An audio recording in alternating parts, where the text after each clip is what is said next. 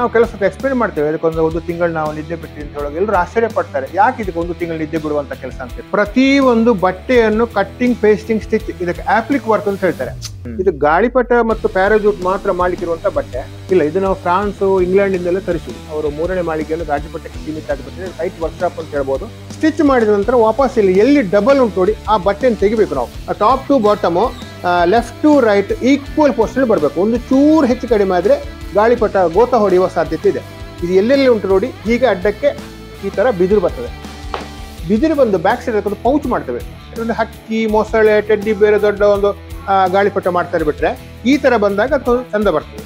ಇದು ಮಡಿಸಿದ್ರೆ ಏನಿಲ್ಲ ಸರ್, ಇದರ ಬಿದಿರು ತೆಗೆದುಕೊಳ್ಳೆ ಒಂದು ಸೀರೆ ಅಷ್ಟೇ. ಇದು ಬಿದಿರಿಗೆ ಮಾತ್ರ ಮ್ಯಾಕ್ಸಿಮಮ್ 6 ಫೀಟ್ ಬಿದಿರು, ಅದಕ್ಕೆ ಜಾಸ್ತಿ ಇಡಬಾರ್ದು. ಇದು ಸಾಮಾನ್ಯ ಮೆಷಿನ್ ಅಲ್ಲ, ಇದು ಗಾಳಿಪಟಕ್ಕಿಂತ ಇರುವಂತ ಸ್ಪೆಷಲ್ ಮೆಷಿನ್. ಇದನ್ನು ಸೌತ್ ಕೊರಿಯಾದ ತರಿಸಿದ್ದಾರೆ. ಇದಕ್ಕೊಂದು 2,70,000 ಕೊಟ್ಟು ಖರೀದಿ ಮಾಡಿದ್ದಾರೆ. ನಮಸ್ಕಾರ ವೀಕ್ಷಕರೇ, ವಾರ್ತಾ ಭಾರತಿಯಲ್ಲಿ ನಿಮ್ಗೆ ಸ್ವಾಗತ. ನಾನು ಅವಿನಾಶ್. ನಾಡಿದ್ದು ಸೆಪ್ಟೆಂಬರ್ ತಿಂಗಳಲ್ಲಿ ಫ್ರಾನ್ಸ್ ನಲ್ಲಿ ಅಂತಾರಾಷ್ಟ್ರೀಯ ಗಾಳಿಪಟ ಉತ್ಸವ ನಡೀತಾ ಇದೆ. ಇದರಲ್ಲಿ ಭಾಗವಹಿಸುವುದಕ್ಕೆ 50ಕ್ಕೂ ಹೆಚ್ಚು ರಾಷ್ಟ್ರಗಳಿಂದ ಉತ್ಸಾಹಿಗಳು ತಂಡೋಪತಂಡವಾಗಿ ಬರ್ತಾ ಇದ್ದಾರೆ. ಅಂದ್ರೆ ಅವರು ತಮ್ಮ ದೇಶವನ್ನ ರೆಪ್ರೆಸೆಂಟ್ ಮಾಡ್ತಾರೆ. ಹಾಗೆ ನಮ್ಮ ದೇಶವನ್ನ ಪ್ರತಿನಿಧಿಸ್ತಾ ಇರೋರು ಯಾರು ಗೊತ್ತಾ? ನಮ್ಮದೇ ಮಂಗಳೂರಿನ ಟೀಮ್ ಮಂಗಳೂರು ಅಂತ ಹೆಸರಿರುವ ಉತ್ಸಾಹಿ ಗಾಳಿಪಟ ತಂಡ. ಇದರ ರೂವಾರಿ ಸರ್ವೇಶ್ ರಾವ್ ಅಂತ ಹೇಳಿ ಇವರು ಮತ್ತೆ ಇವರ ತಂಡದವರು ಸೇರ್ಕೊಂಡು ನಾಡಿದ್ದು ನಮ್ಮ ಸಂಸ್ಕೃತಿಯನ್ನ ಬಿಂಬಿಸುವಂತಹ ರಥದ ಮಾದರಿಯನ್ನ ಗಾಳಿಪಟ ರೂಪದಲ್ಲಿ ಪ್ರದರ್ಶನ ಮಾಡ್ತಾ ಇದ್ದಾರೆ. ಅಂತಂದ್ರೆ ಅದನ್ನ ಹಾರಿಸ್ತಾ ಇದ್ದಾರೆ. ಜಸ್ಟ್ ಇಮ್ಯಾಜಿನ್ ಮಾಡಿ, ಇಂಟರ್ನ್ಯಾಷನಲ್ ಕೈಟ್ ಫೆಸ್ಟಿವಲ್ ಅಲ್ಲಿ ನಮ್ಮ ರಥವನ್ನ ಬೇರೆಲ್ಲಾ ದೇಶದವರು ಕತ್ತೆತ್ತಿ ಹೀಗೆ ನೋಡ್ತಾರೆ, ಮತ್ತೆ ಖುಷಿ ಕೂಡ ಪಡ್ತಾರೆ. ಈ ಗಾಳಿಪಟ ಅಂತಿಂತದಲ್ಲ. ಯಾಕೆಂತ ಹೇಳಿದ್ರೆ ಇದು 20 ಅಡಿ ಉದ್ದ ಇದೆ. ನನಗೆ ಆಶ್ಚರ್ಯ ಆಯ್ತು, ಇದನ್ನ ಯಾವ ತರ ತಯಾರು ಮಾಡ್ತಾರೆ ಅನ್ನೋದನ್ನ ನೀವು ಈ ಸ್ಪೆಷಲ್ ಸ್ಟೋರಿನಲ್ಲಿ ನೋಡ್ಬೇಕು. ಪ್ರತಿಭೆ ಒಂದಿದ್ರೆ ಸಾಕಾಗಲ್ಲ, ತುಂಬಾ ತಾಳ್ಮೆ ಬೇಕು. ಈ ಸ್ಟೋರಿ ನೋಡಿ. ನಾವು ಮಣಂಬೂರು ಕೈಟ್ ಫೆಸ್ಟಿವಲ್ ಮಾಡುವಾಗ ಲಕ್ಷಾಂತರ ಜನ ಬರ್ತಾರೆ. ನಮ್ಮ ಗಾಳಿಪಟ ಮೇಲೆ ಹಾರಾಡುವಾಗ ನಾವು ಕೆಲಸ ಎಕ್ಸ್ಪ್ಲೇನ್ ಮಾಡ್ತೇವೆ. ಅದಕ್ಕೊಂದು 1 ತಿಂಗಳು ನಾವು ನಿದ್ದೆ ಬಿಟ್ಟು ಅಂತ ಹೇಳೋದು ಎಲ್ಲರೂ ಆಶ್ಚರ್ಯ ಪಡ್ತಾರೆ. ಯಾಕೆ ಇದಕ್ಕೆ 1 ತಿಂಗಳು ನಿದ್ದೆ ಬಿಡುವಂತ ಕೆಲಸ ಅಂತ ಹೇಳ್ಕೊಂಡು. ಯಾಕೆಂದ್ರೆ ಹೆಚ್ಚಿನವರು ಇದು ಪೇಂಟಿಂಗ್ ಅಂತ ಎಣಿಸ್ತಾರೆ. ಪೇಂಟಿಂಗ್ ಆದ್ರೆ 2 ದಿನದಲ್ಲಿ ಫಿನಿಶ್ ಮಾಡಬಹುದು 36 ಅಡಿ ಎತ್ತರದ ಗಾಳಿಪಟವನ್ನು. ಪೇಂಟಿಂಗ್ ಮಾಡಿದ್ರೆ ಕಲರ್ ಫೇಡ್ ಆಗ್ತದೆ.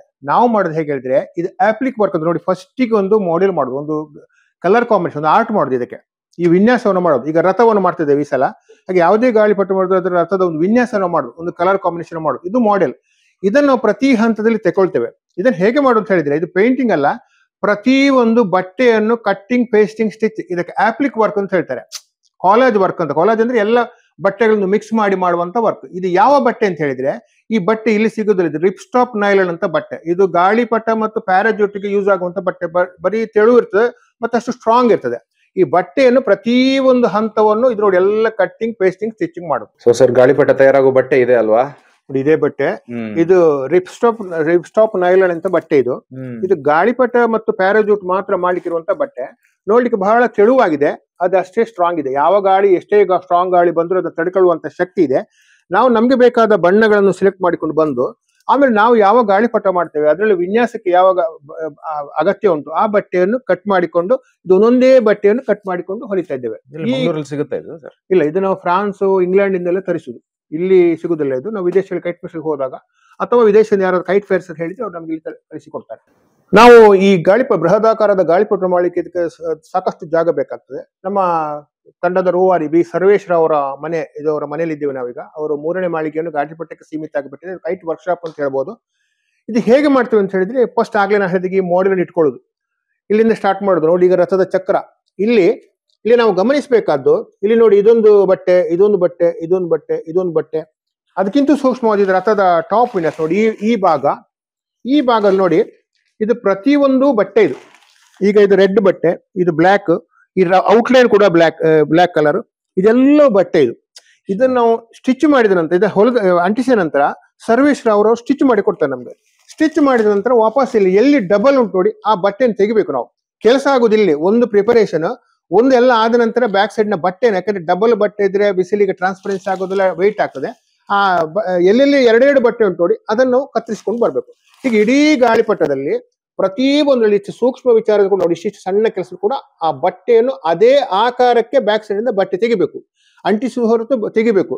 ತೆಗೆದ ನಂತರ ಇದನ್ನೆಲ್ಲ ಈಗ ಫೈನಲ್ ಎಲ್ಲ ಅಸೆಂಬ್ಲಿ ಮಾಡ್ಬೇಕು. ಈಗ ನಾವು ಬೇರೆ ಬೇರೆ ಮಾಡಿದೆ, ಯಾಕೆಂದ್ರೆ ಹೊಲಿಲಿಕ್ಕೆ ತುಂಬಾ ಸುಲಭ ಆಗ್ತದೆ. ನೋಡಿ, ಇದಕ್ಕೆ ಫುಲ್ ಗಾಳಿಪಟ ಮಾಡಿದ್ರೆ ಅಲ್ಲಿ ಹೊಲಿಯುವಾಗ ಇಡೀ ಗಾಳಿಪಟ ತಿರುಗಿಸ್ಬೇಕಾಗ್ತದೆ. ಅದಕ್ಕೆ ನಾವು ಈ ಹಂತವನ್ನು, ಈ ಹಂತವನ್ನು ಆಗ ಸ್ಟಿಚ್ ಮಾಡ್ಲಿಕ್ಕೆ ಈಸಿ ಆಗ್ತದೆ. ಎಲ್ಲ ಸ್ಟಿಚ್ ಆದ ನಂತರ ಇದನ್ನೀಗ ನಾಳೆ ನಾವು ಅಸೆಂಬ್ಲಿಂಗ್ ಮಾಡ್ತೇವೆ. ಪ್ರತಿಯೊಂದು ಅಸೆಂಬ್ಲಿ ಮಾಡುವಾಗ top to bottom, left to right equal portion ಬರಬೇಕು. ಒಂದು ಚೂರು ಹೆಚ್ಚು ಕಡಿಮೆ ಆದ್ರೆ ಗಾಳಿಪಟ ಗೋತ ಹೊಡೆಯುವ ಸಾಧ್ಯತೆ ಇದೆ.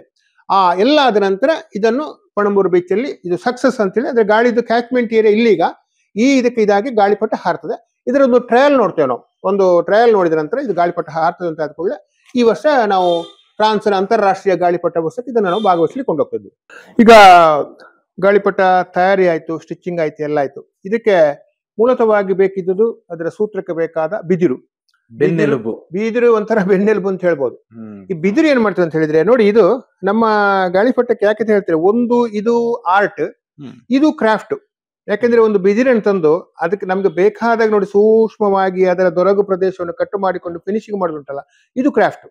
ಇದನ್ನ ನಾವು ಏನ್ ಮಾಡ್ತೇವೆ ಅಂತ ಹೇಳಿದ್ರೆ, ಪ್ರತಿ ಇದು ಕಲ್ಲಲ್ಲಿ ಬಿದಿರು ಹಾಕ್ತೇವೆ. ಈಗ ಇಲ್ಲಿ ಸೂತ್ರದಲ್ಲಿ ನಮ್ಮ ಗಾಳಿಪಟದಲ್ಲಿ ಇದ್ದಾಗೆ ಇದು ಎಲ್ಲೆಲ್ಲಿ ಉಂಟು ನೋಡಿ, ಹೀಗೆ ಅಡ್ಡಕ್ಕೆ ಈ ತರ ಬಿದಿರು ಬರ್ತದೆ. ಬಿದಿರು ಬಂದು ಬ್ಯಾಕ್ ಸೈಡ್ ಒಂದು ಪೌಚ್ ಮಾಡ್ತೇವೆ. ಪೌಚ್ ಅಲ್ಲಿ ವೆಲ್ಕ್ರೋ ಬಿಡ್ತೇವೆ. ವೆಲ್ಕ್ರೋ ಬಿಡಿದ ಯಾಕಂದ್ರೆ ಅದು ಅಡ್ಜಸ್ಟ್ಮೆಂಟ್ ಮಾಡ್ಲಿಕ್ಕೆ ಬೇಕಾಗ. ಈಗ ಸೂತ್ರವನ್ನು ಅಡ್ಜಸ್ಟ್ಮೆಂಟ್ ಬೇಕಾಗ ನಾವು ಹೆಚ್ಚು ಕಡಿಮೆ ಮಾಡ್ಬೋದು. ಈ ಬಿದಿರೆಲ್ಲ ಹಾಕಿ, ಬಿದಿರು ಹಾಕಿದ ನಂತರ ಇದಕ್ಕೆ ಎಲ್ಲವನ್ನು ಸೂತ್ರವನ್ನು ಕೇಂದ್ರೀಕರಿಸಿಕೊಂಡು ನಾವು ಗಾಳಿಪಟ ನಿರ್ಮಾಣ ಮಾಡುದು.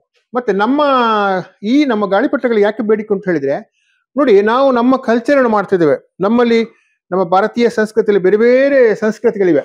ಕಥಕಳಿ ಇರ್ಬೋದು, ಯಕ್ಷಗಾನ ಇರ್ಬೋದು, ಭರತನಾಟ್ಯ ಇರ್ಬೋದು. ಬೇರೆಯವರಿಗೆ ಆ ಸಬ್ಜೆಕ್ಟ್ ಸಿಗ್ತಾ ಇಲ್ಲ.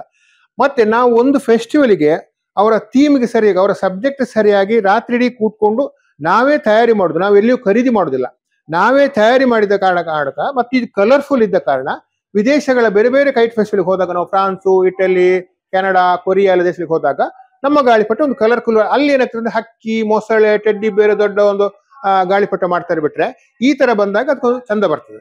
ಸೂಕ್ಷ್ಮ ಕೆಲಸ ಸರ್ ಇದು, ತುಂಬಾ ಸೂಕ್ಷ್ಮ. ಪ್ರತಿಯೊಂದು ಈಗ ಬಿದಿರಿರ್ಬೋದು, ಇದಿರ್ಬೋದು, ಪ್ರತಿಯೊಂದು ಸೂತ್ರ ಕಟ್ಟುವುದಿರ್ಬೋದು. ನಮ್ಮಲ್ಲಿ ಸೂತ್ರ ಕಟ್ಟಲಿಕ್ಕೆ ಪ್ರಶಾಂತ್ ಉಪಾಧ್ಯಾಯ ಅಂತ ಹೇಳಿ ಅವರು ಯಾವುದೇ ಗಾಳಿಪಟ ಮಾಡಿಕೊಡಿ ಯಾವುದೇ ರೀತಿಯಿಂದ ಹಾರಿಸ್ತಾರೆ. ನಮ್ಮ ಸ್ಟಿಚ್ ಮಾಡ್ಲಿಕ್ಕೆ ನಮ್ಮ ಸರ್ವೇಶ್ ರಾವ್, ಮತ್ತೆ ನಮ್ಮ ತಂಡದಲ್ಲಿ ಪ್ರಾಣೇಶ್, ಸತೀಶ್ ರಾವ್, ಅರುಣ್ ಎಲ್ಲ ಇದರ ಪ್ರಿಪರೇಷನ್ ಅಲ್ಲಿ ಒಟ್ಟಿಗೆ ನಾವು ಭಾಗಿಯಾಗಿ ಒಂದು ಟೀಮ್ ವರ್ಕ್ ನಮ್ದು ಸರ್. ಇದು ಈಗ 20 ಫೀಟಿನ ಈ ಗಾಳಿಪಟವನ್ನ ಈ ಮನೆಯಿಂದ ರೂಮಿಂದ ಹೊರಗೆ ತಗೊಂಡು ಹೋಗೋದಾದ್ರೂ ಹೇಗೆ? ಇದು ಒಂದು ಪ್ರಶ್ನೆ ಸರ್. ಯಾಕಂದ್ರೆ ಇದೀಗ 20 ಫೀಟ್ ಇರ್ಲಿ, 30 ಫೀಟ್ ಇರ್ಲಿ, 36 ಫೀಟ್ ಇರ್ಲಿ, ಇದು ಮಡಿಸಿದ್ರೆ ಏನಿಲ್ಲ ಸರ್. ಇದರ ಬಿದಿರು ತೆಗೆದುಕೊಳ್ಳೆ ಒಂದು ಸೀರೆ ಅಷ್ಟೇ. ಇದು ಒಂದು ಸೀರೆ ನಾವು ಮಡಿಸಿ ಹೇಗೆ ನಾವು ಬ್ಯಾಗ್ ಅಲ್ಲಿ ಇಡ್ತೇವ, ಬಿದಿರಿಗೆ ಮಾತ್ರ ಮ್ಯಾಕ್ಸಿಮಮ್ 6 ಫೀಟ್ ಬಿದಿರು, ಅದಕ್ಕೆ ಜಾಸ್ತಿ ಇಡಬಾರ್ದು. ಆ 6 ಫೀಟ್ ಬಿಡಿ ಯಾಕಂತ ಹೇಳಿದ್ರೆ ನಮ್ಗೆ ವಿಮಾನ ಫ್ಲೈಟ್ ಅಲ್ಲಿ ಹೋಗುವಾಗ 6 ಫೀಟ್ ಜಾಸ್ತಿ ಬ್ಯಾಗ್ ಅಲ್ಲಿ ಇಟ್ಕೊಳ್ಳಿಕ್ಕೆ ಆಗುತ್ತೆ. ಸೊ ಈ ಬ್ಯಾಗ್ ಇದೆ ಅಲ್ವಾ, ಇದೇ ಕೈಟ್ ಬ್ಯಾಗ್. ಇದಕ್ಕೆ ಆಗುವಷ್ಟು ಬಿದಿರು 6 ಫೀಟ್ ಅನ್ನು ನಾವು ಅದ್ರಲ್ಲಿ ಒಂದೊಂದು, ಮತ್ತೆ ಆ ಬಿದಿರಿನ ಕಪ್ಲಿಂಗ್ ಮಾಡುದು, ಒಂದೊಂದು ಬಿಗ್ಲಿಗೆ ಜಾಯಿಂಟ್ ಮಾಡುದು, ಕಪ್ಲಿಂಗ್ ಮಾಡಿ ಇದರಲ್ಲಿ ಜಾಯಿಂಟ್ ಮಾಡಿಕೊಂಡು ಹೋಗೋದು. ಎಷ್ಟೇ ಉದ್ದ ಇರಲಿ ಆದ್ರೆ 6 ಫೀಟ್ ಜಾಸ್ತಿ ಬಿದಿರು ಇರಬಾರ್ದು, ಅದ್ರ ಒಳಗೆ ಸೀಮಿತವಾಗಿರ್ಬೇಕು. ಗಾಳಿಪಟೆಯನ್ನು ಅಪ್ಲಿಕ್ ವರ್ಕ್ ಮಾಡಿ ಅಂಟಿಸಿ ಆದ ನಂತರ ನಮ್ಮ ತಂಡದ ರೂವಾರಿ ಬಿ ಸರ್ವೇಶ್ ರಾವ್ ಅವರು ಈ ಮೆಷಿನ್ ಅಲ್ಲಿ ಹೊಲಿಯುದು. ಇದು ಸಾಮಾನ್ಯ ಮೆಷಿನ್ ಅಲ್ಲ, ಇದು ಗಾಳಿಪಟಕ್ಕಿಂತ ಇರುವಂತ ಸ್ಪೆಷಲ್ ಮೆಷಿನ್. ಇದನ್ನು ಸೌತ್ ಕೊರಿಯಾ ತರಿಸಿದ್ದಾರೆ. ಇದಕ್ಕೊಂದು 2,70,000 ಕೊಟ್ಟು ಖರೀದಿ ಮಾಡಿದ್ದಾರೆ. ಸರ್ವೇಶ್ ರಾವ್ ಏನ್ ಮಾಡ್ತಾರೆ ನೋಡಿ, ಒಂದು ಗಾಳಿಪಟ ಮಾಡುವಾಗ, ಈಗ ಇದು ನಾವು ಒಂದು ಬಂಗಾಳಿ ದುರ್ಗ ಒಂದು ಗಾಳಿಪಟ ಮಾಡ್ತಿದ್ದೇವೆ. ಈ ಗಾಳಿಪಟ ಮಾಡುವಾಗ ನೋಡಿ, ಈಗ ಹೊಲಿಯುವಾಗ ನಾವು ಯಾಕೆ ಪೀಸ್ ಮಾಡೋದು ಹೇಳಿದ್ರೆ, ಈಗ ನೋಡಿ ಈಗ ಅಲ್ಲಿ ಇದರದ್ದು ಕಿರೀಟದ ಒಂದು ಆಭರಣ ಇದೆ ಅಲ್ಲಿ. ಇದನ್ನು ಹೊಲಿಯುವಾಗ ಏನ್ ಮಾಡಿ ಸರ್ವೇಶ್ ಇದನ್ನು ಫುಲ್ ತಿರುಗಿಸ್ಬೇಕು. ನೋಡಿ ನಾವು ಫುಲ್ ಮಾಡಿದ್ರೆ ನೋಡಿ ಇಲ್ಲಿ ಸಿಕ್ಕುವಾಗ ಇಲ್ಲಿ ಫೋಲ್ಡ್ ಆಗಿ ಹೊಲಿಸಿ ಕಷ್ಟ ಆಗ್ತದೆ. ಅದಕ್ಕೆ ನಾವು ಏನ್ ಮಾಡೋದು ಹೇಳಿದ್ರೆ, ಈ ಒಂದು ಪೀಸ್ ಅನ್ನು ಬೇರೆನೆ ಮಾಡುದು, ಇದು ಹೊಲಿಯುದು, ಇದನ್ನು ಹೊಲಿಯುದು. ಎಲ್ಲ ಹೊಲಿದ ನಂತರ ಮತ್ತೆ ಇದನ್ನ ನಾವು ಅಸೆಂಬ್ಲಿಂಗ್ ಮಾಡುದು. ಅದ್ರಲ್ಲಿ ನೋಡಿ ಎಲ್ಲ ಅಡ್ಜಸ್ಟ್ಮೆಂಟ್ ಉಂಟು. ಬೇಕಾದ ಹಾಗೆ ಸರ್ವೇಶ್ ಅಂದ್ರೆ ಜಿಗ್ಜಾಗ್ ಹೇಗಬೇಕು, ಸ್ಟ್ರೇಟ್ ಹೇಗಬೇಕು, ಕರು ಹೇಗಬೇಕು, ಇದನ್ನೆಲ್ಲ ಅಡ್ಜಸ್ಟ್ಮೆಂಟ್ ಮಾಡಿಕೊಂಡು ರಾತ್ರಿ ಇಡೀ ಸರ್ವೇಶ್ ಹೊಲಿತಾ ಇರ್ತಾರೆ. ಸೊ ಇದು ಭಯಂಕರ ಕೋರ್ಸ್ ಸರ್. ಇದು ನಿಜವಾಗ್ಲೂ ಕೋರ್ಸ್. ಪ್ರತಿಯೊಂದು ಇದರಲ್ಲಿ ಹಂತದಲ್ಲಿ ನಾವು ಕಲಿಯುವಂತ ವಿಚಾರಗಳು ಉಂಟು. ಮತ್ತೆ ಬಹಳ ಸೂಕ್ಷ್ಮ ಮತ್ತು ತಾಳ್ಮೆಯಾದ ಕೆಲಸ ಇದೆ. ತಾಳ್ಮೆ. ಇನ್ನೊಂದೇನು ಹೇಳಿದ್ರೆ ನೋಡಿ, ಈಗ ನಾವು ಇಷ್ಟೆಲ್ಲ ಗಾಳಿಪಟ ಮಾಡಿ ಯಾಕೆ ನಾವು 2 ಸತಿ ಟ್ರಯಲ್ ನೋಡೋದು ಹೇಳಿದ್ರೆ, ನಾವು ವಿದೇಶದ ಗಾಳಿಪಟ ಉತ್ಸವಕ್ಕೆ ಹೋಗುವಾಗ ನಾವು ಗಾಳಿಪಟ ರೆಡಿ ಆದ್ಕೊಳ್ಳೋದು ಹಾರ್ಬೇಕು. ನಾವು ಹಾರ್ಲಿಕ್ಕೆ 3-4 ಸಲ ಕಷ್ಟಪಡೋದು, ಹಾರ್ಲಿಕ್ಕೆ ಆಗ್ತಾ ಇಲ್ಲ, ಅಥವಾ ಗೋತ ಹೊಡೆದು ಕೆಳಗೆ ಬೀಳುದು, ಹೀಗೆ ಮಾಡಿದ್ರೆ ಅಲ್ಲಿ ನಮ್ಗೆ ಶೇಮ್. ಯಾಕಂದ್ರೆ ಎಲ್ಲರೂ ಒಬ್ಬರೇ ಕೂತ್ಕೊಂಡು ಗಾಳಿಪಟ ಹೇಗೆ ಬೇಕು ಹಾರಿಸ್ತಾರೆ. ಹಾಗೆ ನಮ್ಮ ದೊಡ್ಡ ಗಾಳಿಪಟ ಕೂಡ ಇಮಿಡಿಯೇಟ್ ಅಲ್ಲಿ ಹಾರುವಾಗಿರ್ಬೇಕು. ಹಾರದೇ ಇದ್ರೆ ಅದು ನಮ್ಮ ಇಷ್ಟು ದೊಡ್ಡ ಟೀಮ್ ಇಷ್ಟು ಕೆಲಸ ಮಾಡಿ ನಮ್ಗೆ ಅದೊಂಥರ ನೆಗೆಟಿವ್ ಪಾಯಿಂಟ್ ಆಗ್ತದೆ.